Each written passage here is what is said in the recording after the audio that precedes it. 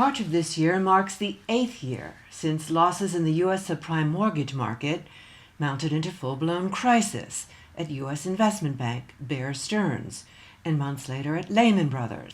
A year of events that took the U.S. subprime crisis global. A recent South Center briefing for delegates at the UN Geneva addressed concerns that the crisis is moving in a third wave to the South after having moved from the United States to Europe. These clips of South Center Chief Economist Yilmaz Akyuz tell the story. U.S. was the cause of the crisis, but U.S. has come out better than anyone else in the advanced world and better than many developing countries. During the crisis, there was a widespread perception that this will be the end of U.S. hegemony. It will be the end of the dollar as the major reserve currency. But when we look back now, we see that the U.S. is strengthening a lot more as a result of this crisis. Not only vis-à-vis other European countries, European Union, or Japan, but vis-à-vis developing countries, including China, in economic terms. The status of the dollar as a reserve currency today is unchallenged because of the crisis in Europe. And the US has become so confident that it's trying to rearrange the global economic order according to its own priorities through BIT, free trade agreements such as TPPA, and its ratification of the IMF quota reform, to me, shows a sign of confidence of the US, perhaps in preparation that some major European countries will soon end up in the IMF. But the US economy is also fragile. Usually, economic expansions are often followed by contraction. This is part of the capitalist system working, boom-bust cycles. The US has had 24 quarters of expansion since the beginning of the crisis. And usually, recoveries age and die. And a lot of people simply on this observation that after 24 quarters of expansion, US recovery or growth is supposed to come to an end on historical evidence. But right apart from that, it's very difficult to get out of the policy that it introduced in response to the crisis. It doesn't know how to get out of the policy of easy money. It's very hesitant in raising interest rates. But on the other hand, if there is a slowdown in the US and a contraction and renewed instability, they don't have any ammunition to respond to that, because they used all the ammunition to respond to the last crisis, and they're still using it, except the bond purchases. We haven't had a serious debt crisis in an emerging economy in the past 10, 12 years. But the risks are very serious now. The world is caught in a debt trap today. Why? Because the resolution of European and American crisis, which was a debt crisis, the resolution of that crisis required cuts in debt. But what we've seen is that the policies implemented to resolve that crisis has given rise to the accumulation of additional debt. In the US, total public-private debt to GDP increased from 200 to 180%. In Japan, it increased to 500%. In the Eurozone and China, it doubled. And in developing countries today, it is close to 200% of GDP, on combined private and public debt. And I believe in the next global downturn, that is, when your income drops significantly, an important part of this debt will be unpaid. When you lose half of your income, you cannot keep on meeting your mortgage or consumer debt, particularly if interest rates have risen. Unfortunately, policy space is much more limited today in developing countries than we had in 2009. At the time, we had a relatively comfortable fiscal position because of the previous expansion. We had comfortable balance of payment position, reserve positions. Now, we don't have any of these. The current situation has an started in the 1970s and 1980s. You will recall that European countries had a boom in commodity markets in the 1970s, accompanied by massive international lending by banks, repricing into oil surpluses. And this twin boom in commodities and capital flows to the European countries in the 70s ended up with a bust when the United States raised interest rate in 79, 80 with Volcker, and what we had was a debt crisis in Latin America. And the situation is somewhat similar. We had a twin boom in commodity prices and capital flows, and now we have this come to the end of this boom, even without the US changing its monetary policy in a big way. And the question is, if the outcome will be the same as in the 1970s. We are highly vulnerable to both commodity prices and capital flow. The vulnerability to commodity prices nevertheless varies among developing countries because different classes of commodities fare at different rates. Some European countries benefit from commodity price decline, but no European countries would benefit from tightening of the external financial situation. Now, we cannot count on reserves. Traditionally, we look at the reserve adequacy in terms of their volume relative to short-term debt.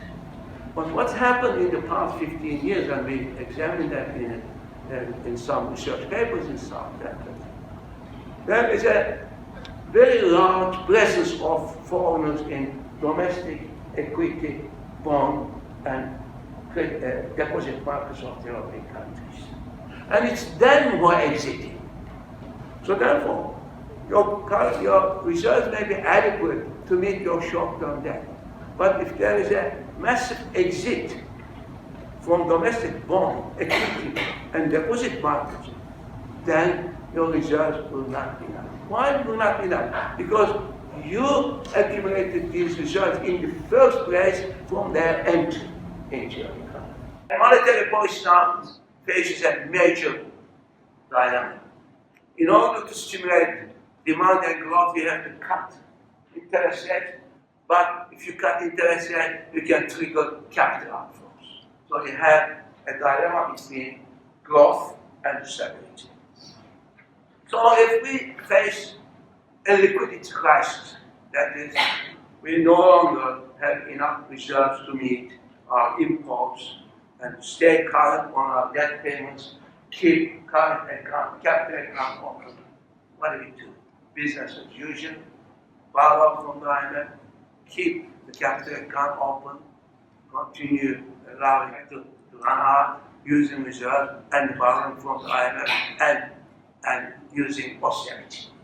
Now, I think there is a strong misgiving vis-à-vis IMF among developing countries, and I'm sure that they should best to avoid going to the IMF in the event of a serious liquidity. I'm not referring to solvency crisis, default. I'm talking about simple liquidity crisis. You don't have enough foreign exchange to meet your current account need and get payments.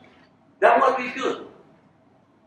Of course, the opposite is you use your reserve to support your economy, imports, not to support capital outflows. Are we prepared to impose controls over capital outflows? Are we prepared to impose temporary and standstill?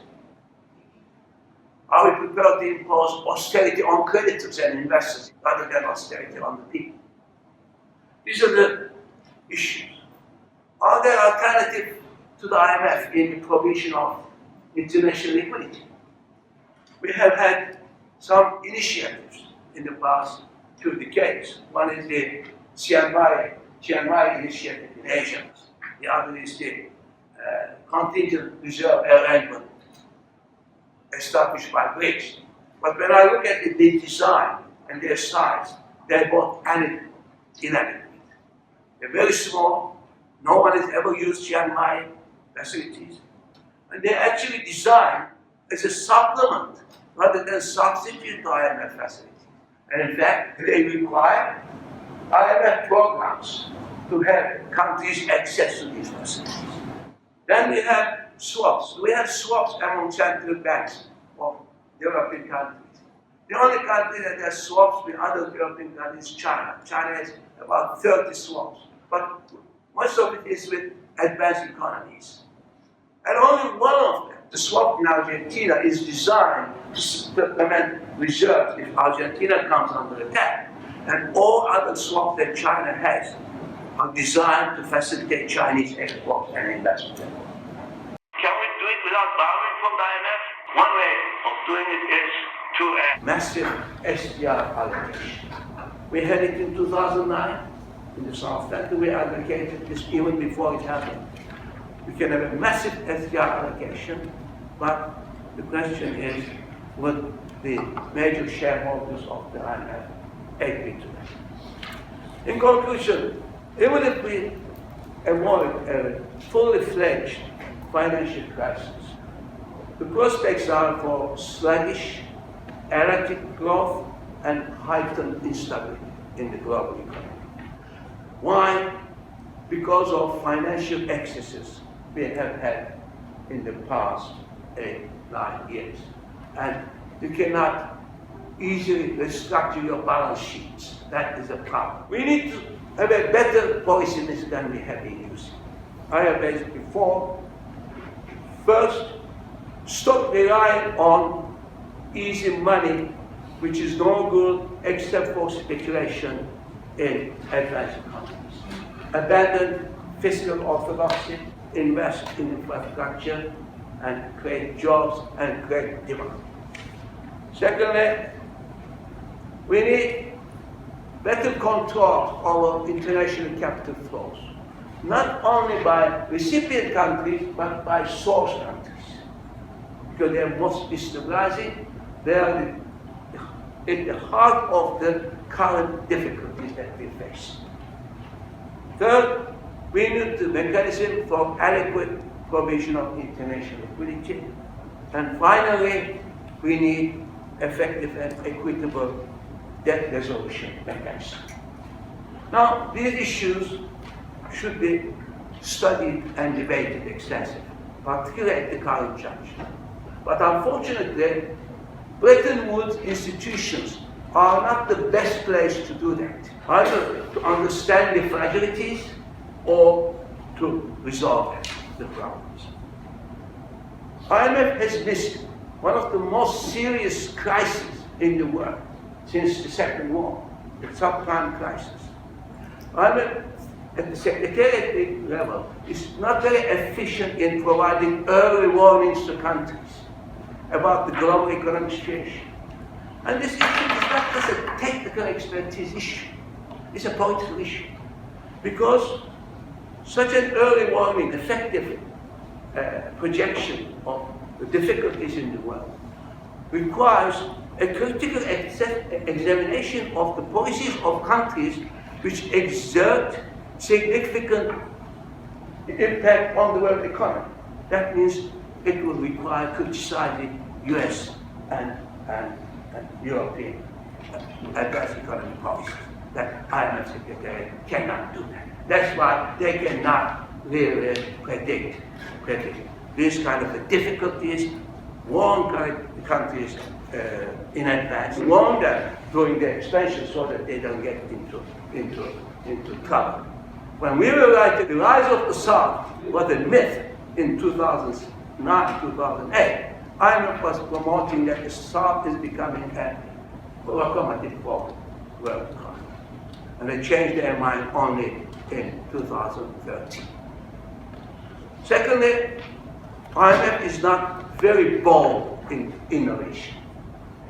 These difficulties are serious ones, and you need bold measures.